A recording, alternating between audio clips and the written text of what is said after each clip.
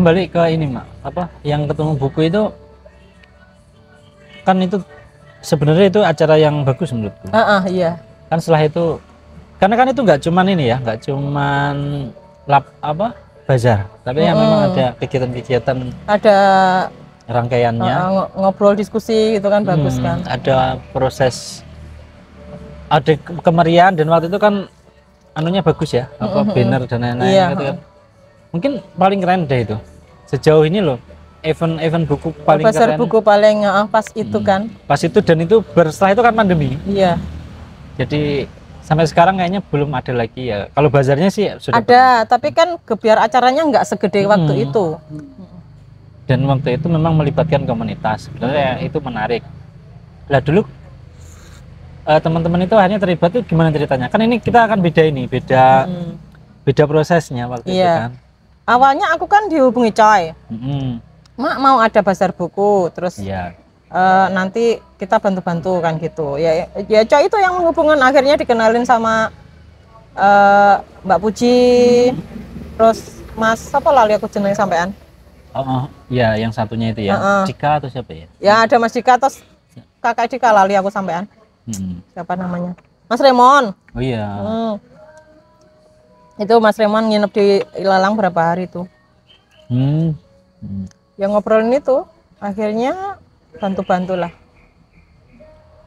Kalau aku dulu kan karena Mbak Puji ke Perpus Bung Karno, terus ketemu Pak Agus, terus ada Pak Agus kasih nomorku. Ceritanya aku diajak ya dulu, terus akhirnya ketemuan sama Coy di Gelato. Aku masih ingat, aku Coy Mbak Puji bertiga.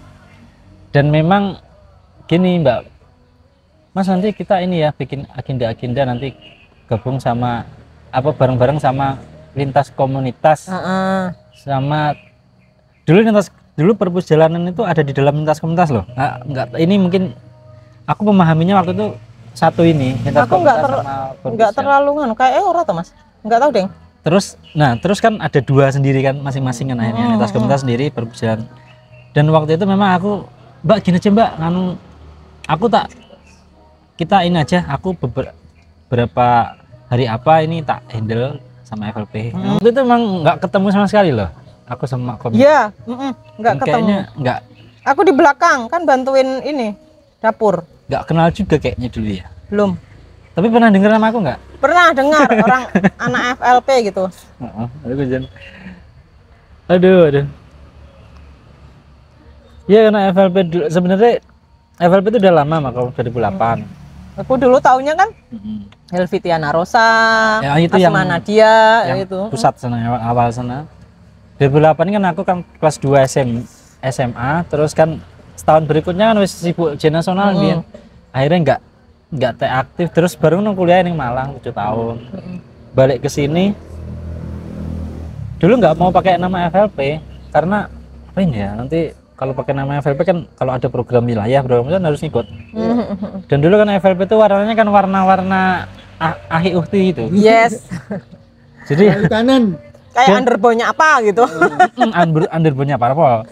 Dulu sampai ini. Oh ini FLP tuh yang punyanya Parpol ini tuh. Itu masih sampai tahun 2015 itu. Terus akhirnya kita nggak usah pakai FLP deh, pakai namanya Komunitas Penulis Blitar aja. Jadi ada Komunitas Penulis Blitar. Makanya FLP itu kenapa sosmednya Komunitas Penulis Blitar. Tapi teman-teman yang lain dilanjutkan aja, Maneman Kadung ini yang sudah punya ya. Ya udah. Maksudnya lahirnya kan dari forum FLP juga toh. Ada dua kubu. Kubu yang pro FLP sama yang pakai nama yang lain lebih lokal. Kan FLP Blitar tetap punya karakternya sendiri dan nggak bakal patuh dengan bisa permanen. Iya, kalau FLP sekarang itu udah berubah loh. Maksudnya nggak se-street dulu gitu. Dulu kan apa ya? Paling era kejayaannya 2007 Eta Cinta itu berapa? Iya. 2008-an. Itu mungkin era kejayaannya. Dan kalau kita melihat isi-isi dalam novel-novelnya Kang Abi itu kan banyak usul fikihnya kan longgar toh. Longgar. Maksudnya enggak seketat yang kita pikir. Terus ada tasarugika, Gulagong kan FLB. Iya.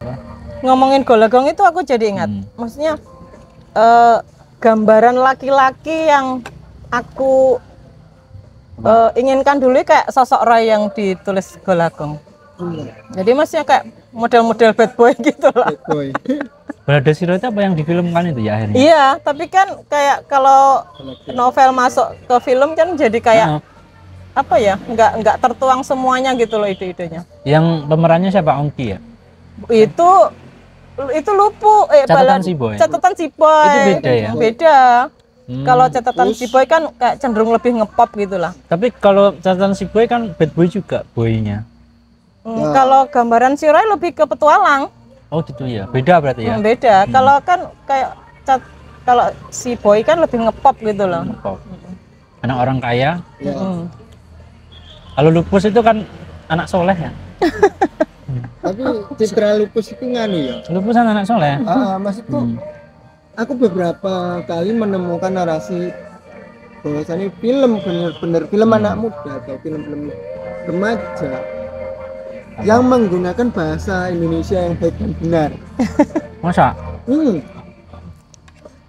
Padahal justru Lupus tuh yang mempelopori ngesleng-ngesleng itu loh. Bahasa ngesleng. Bahasa ngesleng. Dari Balada Sora itu aku belajar maksudnya belajar tentang laki-laki gitu. Maksudnya laki-laki sing kayak solider banget sama temennya. Iya. Terus sayang sama ibunya, kayak model-model laki-laki yang aku inginkan kayak gitu. Meski dia bandel banget gitu. Balada Siro ya. Jadi kayak belajar, maksudnya seliar apapun laki-laki mesti dia bakalan nanti kayak punya titik henti di sarang yang membuat dia merasa nyaman gitu loh. Tapi kan si Roy bandelnya bandel yang apa melindungi orang lemah. Mungkin karena dia bandel karena kehilangan ayahnya dari kecil kayak itu loh. Jadi kan bukan yang bandel sembarangan gitu kan. Ya macam-macam. Berarti lek diukur kebandelan ya. Irisannya akan sangat berbeda kalau kita mengambil Dilan, contohlah katakanlah yang versi buku, versi novel. Aduh, Roy itu apakah kalau Dilan itu enggak masuk lah. Enggak masuk. Hanya cinta-cintaan. Enggak Dilan versi kok beda baik nasu. Bagiku Roy itu karakternya itu banget gitu. Solid banget. Kalau bagiku, nggak tahu buat orang lain. Kalau Dilan cinta-cintaan ya lebih ke ya. Ya enggak. Iya. Tapi novelnya beda mungkin ya. Karena film kan kita ngelihatnya film. Ya aku kenal Mas I juga dari ini. Dari grup yang itu Balada Siro. Oh, ada grupnya. Kayak fans gitu ya. Iya. Dayat. Sampai segitunya ya? Iya. Ya sebenarnya. Jadi kayak Balada Siro kayak jadi kitabnya para pejalan zaman itu. Oh, berarti legendaris banget ya? Roy kan kayak keliling Asia kayak gitu sampai India dan mana itu loh. Nah. Jadi kayak kami pengen kayak gitu itu malah. Dan Golagong kan ini juga suka. Penjelajahan. Aku tuh pernah punya bukunya Golagong yang non fiksi yang dia cerita ke Thailand kayak ini. Tapi dipinjam teman nggak balik-balik ya. Sampai SMA sampai sekarang udah lupa yang. Padahal aku tuh mana ya bukuku tentang Golagong dulu itu. Jadi memang Roy sama Golagong itu ya kayak Roy itu mungkin ya Jadi maksudnya kayak, kehidupannya. Jadi kayak buatku si Roy itu kayak sahabat yang dia nggak ada, tapi bagiku kayak ada gitu loh. Sampai segitunya ya dulu. Sampai segitu. Sampai sekarang. Sampai sekarang. Iya. Belum tergantikan berarti. Maksudnya sosok yang seperti bacaan itu. yang menggantikan itu dari karakter Roy belum ada ya? Belum. Sejauh ini. Belum. Berarti keren sekali ya. Bagiku iya. Maksudnya mewarnai cara berpikirku, kayak solider ke teman kayak gitu loh maksudnya. Terus membela orang-orang yang kayak terpinggirkan kayak gitu. Betul. Mewarnai cara berpikirku gitu loh. Memang Roy jadi rujukan di masanya. Mungkin karena saat itu aku masih dalam masa bertumbuh kan. Sampai SMA dan jadi ketemunya ya pas Roy. Jadi memang sesuatu yang kita ingat waktu-waktu remaja itu memang hapusnya lama ya. Iya. Wow. Kalau karakter novel lain yang selain Roy yang karakter novel lain Biru Laut, Biru. Oh nganu ya. Lela Kudori. Lela, saya suka itu. Laut bercerita. Wah. bacaannya ya maksudnya kan secara karakter kan mereka laki-laki yang modelnya sama gitu loh, pemberontak kayak gitu-gitu. Jadi di kepala aku model-model kayak gitu sampai sekarang. Kalau biru itu lebih ini ya, kayak ya ada aspek politiknya. Iya, tapi kan secara sifat kan model-modelan kayak gitu emang. Orang sebenarnya bebas gitu. Laut Bercerita itu nggak dapat Nobel ya. Mungkin nggak ada yang baca. Bukan nggak ada yang baca, irisannya yang berpotensi untuk menciptakan konflik. Loh, padahal keren banget sih. Hankang aja. Saya kan kalau kemarin dapat Nobel Hankang. Padahal penulis kayak Hankang di Indonesia banyak loh. Bella Kudori, Rinda Kersanti. Tapi ya karena nggak meledak.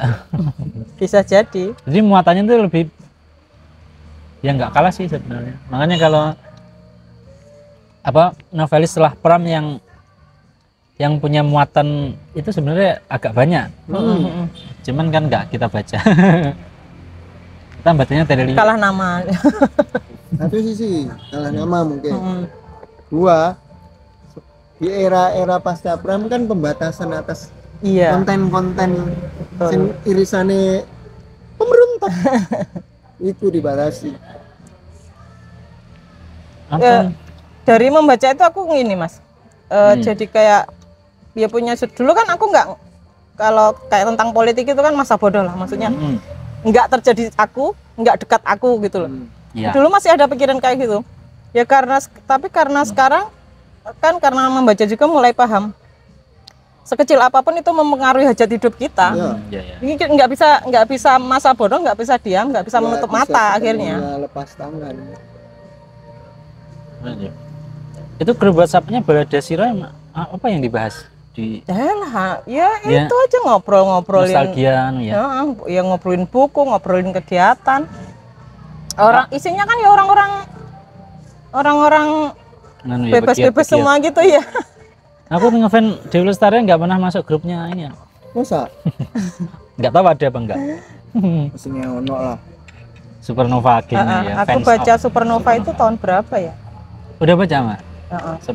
Punya sequelnya semua punya, tapi banyak yang hilang kan. Kesatria Putri dan Bintang Jatuh kan yang pertama. Cuman memang yang pertama itu kayak langsung mewah gitu. Jadi yang kedua itu apa ya? Partikel apa? Itu yang bulat merah itu.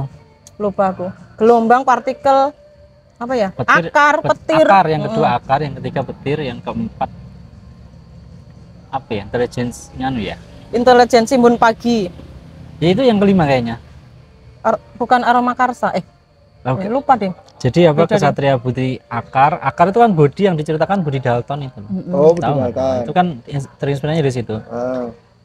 Cuman aroma spiritualnya udah mulai masuk. Jadi aku nggak terlalu dapat.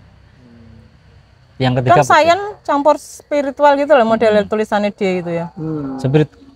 Makin kesini makin spiritual, padahal yang pertama itu sosial banget loh. Soalnya dia kan ini belajar Buddha kan saat itu. Iya, sekarang agamanya Buddha. Nggak tahu. Buddha dia. Oh, gelombang yang kelima. Gelombang berarti Kesatria Putri dan Bintang Jatuh, akar, petir, partikel, gelombang yang sagala, terus intelijensi Embun Pagi. Karakter favoritku malah Diva sebenarnya. Perempuan yang itu. Tapi kan kelas elit ya. Iya. Tak pikir Supernova itu adalah diva. Sampai aku nebak-nebak ini kayaknya Supernova ini diva. Emang butuh agak berpikir. Kalau bagiku loh, butuh agak berpikir membaca itu. Lah ketemu di Intelijensi Embun Pagi itu kan tokoh-tokohnya ketemu. Ya nggak tahu lah, tapi cuman yang Kesatria Putri sama Partikel itu kayaknya keren. Dulu di awal-awal maksudnya pas pemikiranku masih belum open mind gitu ya. Itu loh tokoh yang apa namanya? Sesama jenis itu. Oh, yang siapa namanya? Ruben. Itu aku masih agak baca itu berkerut gitu. Maksudnya belum punya pikiran. Aku juga nggak waktu itu kalau mereka homo. Iya. Kalau sekarang kan ya sudahlah, terserah orientasi seksual orang kan terserah mereka. Kalau dulu aku masih iki piye toh kayak gitu. Iya. Seakan-akan kaget. Tapi itu kan kayaknya dialognya berat juga ya awal-awal itu. Iya. Pasangan gay tapi dialognya berat-berat banget itu. Jadi Supernova itu kan dimulai dari obrolan mereka tentang supernova, tentang sosok diva. Alurnya kayak ini ya, apa namanya? Ya, kayak kita bolak-balik gitu loh. Butuh ini, butuh ketelitian bener kalau baca. Itu. Tapi itu kurang. Pertama, aku nggak langsung paham. Cuman diksinya itu menarik. Kayaknya yang menyumbang kemampuan diksiku tuh karena baca tulisannya di Lestari itu. Jadi novelnya itu ngajak orang berpikir, nggak sekedar baca. Tapi pemilihan diksinya itu paling sejauh ini kayaknya di Lestari itu paling unik kok. Dari judulnya paling tidak biasa. Dari judulnya emang unik tau. Dari judulnya aja. Tapi kan diksinya kan kurang keren. Bagi yang belajar membaca, aku menyarankan baca karya-karyanya dia. Itu merangsang. Soalnya mungkin juga karena ada perjalanan spiritual gitu loh. Betul. Wah, itu jatuh bangun ini ya. Terakhir suaminya meninggal atau yang Riza Gunawan. Keren. Intelijensi Mun Pagi. Sing anune putih itu loh, sampulnya putih, paling tebel. Jadi ya itu kan aku juga agak telat bacanya itu, Mak. Kalau makan bacanya kapan yang supernova? Lupa aku. Aku baru kuliah paling itu baca. Anakku masih kecil sih. Aku dulu kenapa aku baru baca ini? Setelah petualangan membaca. Tapi aku percaya Mas, maksudnya apapun itu memilih waktunya sendiri gitu loh. Memilih waktunya. Apapun. Ya termasuk jodoh, pertemuan dengan siapapun, pertemuan kita dengan buku, pertemuan kita dengan teman, kayak memilih waktunya sendiri. Ya, semuanya udah terdesain ya. Iya. Ya desain bukan desain grafis, makanya desain semesta. Betul. Iya. Ya kodok dan kodok. Kita nggak bisa memaksakan gitu. Kan kadang apa yang kita pikirkan kan menarik, akhirnya menarik ke kita energinya, iya. Tapi gini, satu hal yang aku mungkin ini agak refleksi. Aku kalau ketemu teman-teman aktivis literasi itu memang kenapa nyaman? Itu kan aku refleksi dari beberapa kelompok-kelompok yang aku aktif. Iya. Itu seperti kayak orang ngumpul dan dia nggak punya kepentingan. Itu yang aku. Jadi ini orang ngapain dia ngelapak nggak dapat apa? Terus ya kayak apa ini, dan mereka harus ini kadang bukunya dipinjam nggak balik gitu. Aku pernah ngobrol sama perpustakaan Pijar itu, siapa ya yang kurus itu loh? Oh, Pijar. Wisnu bukan? Bukan, kalau Wisnu aku tahu. Kurus kok, sempat buka minibar di Maknya, warung Maknya. Karena siapa dia ada minibar kecil dulu. Pete bukan? Pete gitu ya mungkin ya. Orangnya pokoknya kurus terus masih gondrong. Agak gondrong kayaknya. Mas, ini nanti kalau bukunya dipinjam terus nggak balik gimana? Ya nggak apa-apa, karena tragedi kemanusiaan ketika buku nggak lagi dibaca. Iya. Dulu di awal-awal juga nangis Mas, buku hilang. Tapi pada akhirnya buku itu nggak hilang, cuma berpindah tangan. Ya semoga masih dibaca dan bermanfaat kayak gitu akhirnya. Nggak ada buku yang hilang bagiku sekarang. Tapi sekarang aku juga mikir-mikir kalau menjemah buku. Karena ada yang satu yang nggak ada yang lain itu. Nggak balik kan repot juga. Nah itu juga buku-buku bundelku Balada Sira yang ditandatangani Mas Golagong pas ketemu di apa namanya itu loh, Nglegok itu kan ada SMK toh. Nah pas ada acara di situ. Pernah ke situ? Pernah. Kan ada tuh guru SMK Nglegok yang penulis kan ada. Oh, Mas Lubis ya? Lupa namanya. Grafura Lubis bukan? Lupa aku. Ya terus ketemu di situ ditandatangani, hilang juga. Terus yang paling aku tangisi juga buku-buku yang itu, yang buku-buku kayak catatan perjalanan itu kan biasanya diterbitkan sama Indi toh. Iya. Kalau buku-buku mayornya kan masih ada kesempatan terbit lagi gitu. Kalau yang Indi kan jarang terbit 2 kali. Suka tak tangisi yang itu. Tapi emang benar sih bahasane Anu Farizal tadi. Kejenuhan dalam konteks gerakan itu terbawa. Ini banyak ruang, akhirnya kita mencari ruang-ruang yang minim konflik, ya bukan berarti tidak ada konflik kepentingan atau dinamika yang apa ya, kecenderungan yang rusak, capek masih. Tapi emang nyaman sih, maksudnya ngumpul di tengah orang-orang yang nggak punya konflik kepentingan di situ emang nyaman. Jadi kan maksudnya ya gerak-gerak aja, ayo podo bareng-bareng kan gitu, nggak ada yang sikut-sikutan, nggak ada apa kan. Dinamikanya gitu. Membangun. Nah, saling mengingatkan, saling bertumbuh kan kayak gitu. Terus aku waktu itu mau politik kayaknya nggak cocok juga ketemu orang, terus yang dibahas proyek yang apa bansos sapi dan lain-lain. Dulu kan kayaknya nggak ini deh, aku nggak relate, nggak cocok di situ. Kalaupun proyek mungkin proyek-proyek sosial lah gitu. Jadi akhirnya terjun di bidang kayak bertentangan dengan nurani gitu ya. Dan memang skillku nggak ada Mak untuk itu. Misalnya hari ini aku dihubungi apa, Mas ini tolong dipersiapkan ya, kita kalau ada jalan rusak ini nih untuk diajukan apalah apa istilahnya, dan permainan olah. Artinya kan kita harusnya ya, kita sebenarnya itu kerja dong ya. Nanti kita marketing lah ibaratnya untuk, dan kita bisa dapat banyak dari kita punya PT, punya CV. Nggak tatak jadi untuk hal-hal yang bersifat, soalnya kalau kita dekat dengan kekuasaan kan cenderung sangat menggoda. Sangat. Tapi akhirnya aku berpikir gini, kayaknya aku nggak bisa nolak 100%.